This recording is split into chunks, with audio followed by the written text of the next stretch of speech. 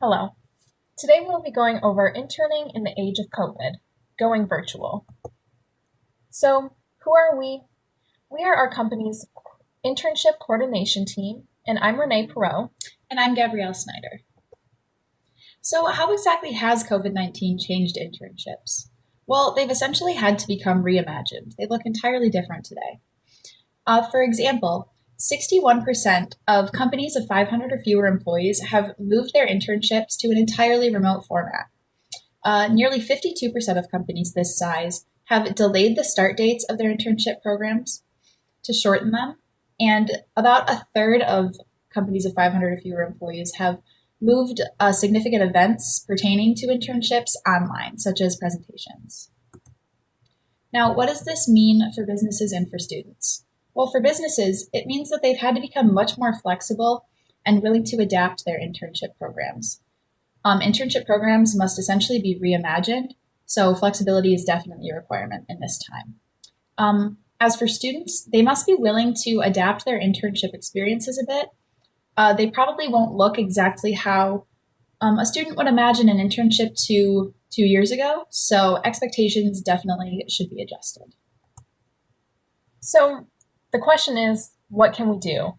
How can we ensure that our company and the students have the best internship experience possible during this COVID pandemic? Well, we have developed the Perch model for designing an internship around a global pandemic. This model involves preparing the interns, making sure they're engaged, rewarding them, creating a company culture that they're proud to work for, and making sure that we prioritize their health above all else. So, how will we prepare for the internship? This brings up the 3 T's, which we consider essential for preparing for an internship, and that includes training, technology, and troubleshooting. So, the first aspect of preparing interns for an internship is training them. Now, we believe it's important to start preparing the interns for their internships, well in advance of the actual start date. We believe that allowing them 4 to 8 weeks for adjusting and getting used to new software and new programs should be appropriate. Additionally, we think it's very important to make clear the expectations for their position and their work. So we need to make sure that we are setting clear objectives for our interns and operating with transparency through the entire internship process. Of course, since we are making our internships remote now, technology is going to become very important. So we have to make sure that we're providing our interns with the necessary tools to be successful in their internships. We need to make sure we're providing them with computers, all the proper software, and viable internet connection if that's something that they can't access otherwise. Additionally, video conference training will be important, seeing as students have probably been using several different modes of video conferencing, and we want to make sure that they know how to use the one that we are using. Additionally, laying out all forms of communication early on in the training process will ensure that online collaboration can go smoothly and without a hitch.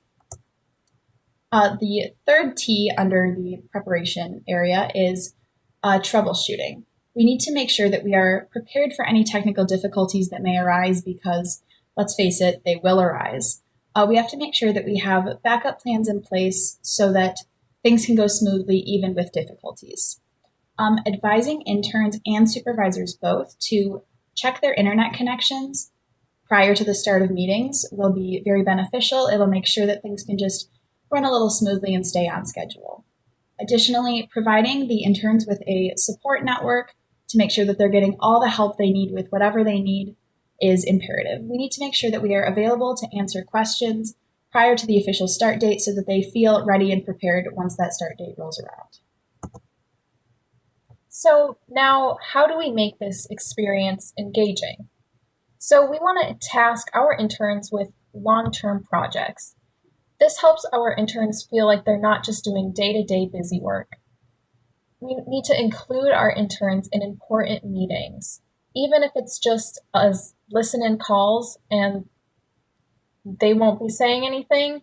It's still important that they feel included with those higher-ups. Next, we need to provide feedback for our interns so they know what they're doing well on and where they could see improvements to meet our company standards. We want our interns to meet with their teams often so that they can create those connections with each other and feel less alone during these times. And in meetings, we want to encourage a camera on policy. This allows us to put faces to names and gives a more normal feeling to these unprecedented times. So up next, we want to make sure that we are considering rewarding our interns. So before we talk about that a little bit, something that's important is owning the outcome of projects, no matter whether they are positive or not so positive outcomes. We can learn from those not so positive outcomes, and we can reward successes from those super positive outcomes. So some rewards that we might consider giving to interns who are successful are maybe a virtual coffee chat with the boss as sort of just a check-in to see how things are going, see how projects are going. We might also consider allowing interns to lead meetings and take charge and get a little bit into that administrative role, and also allowing them to attend conferences with their superiors to sort of get into the business a little bit more. Additionally, it might be smart to consider financial compensation because this will allow our internship program to be competitive on the internship market. Some considerations for compensation might be the length of the internship program, the experience or education level that the intern has, and their position within the company. We also want to make sure our digital office culture mirrors what we would have face to face. So we really want to set our team and company values to our interns.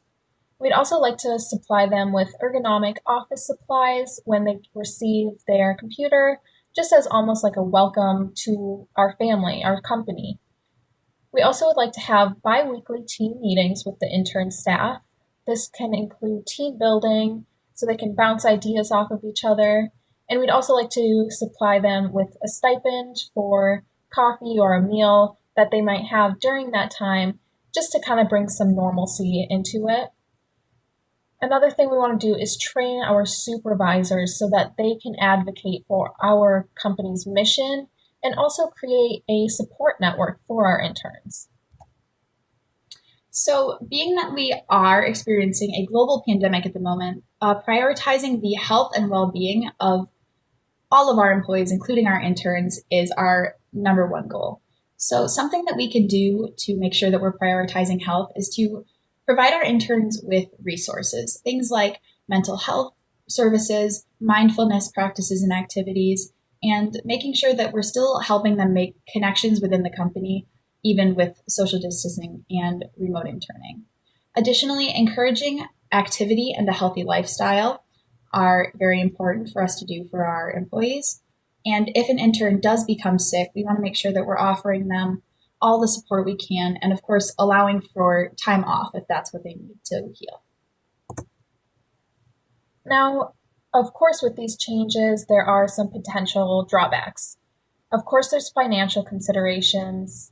Some of these changes will be somewhat costly, such as providing them with the technology that they need, and also some of these coffee meal meetings. But we believe that these changes are necessary in order to continue our internship program. We also see that a lot of frustration can come from these remote times. Communication will be harder, some new challenges will arise, but we believe we can adapt and learn as we go.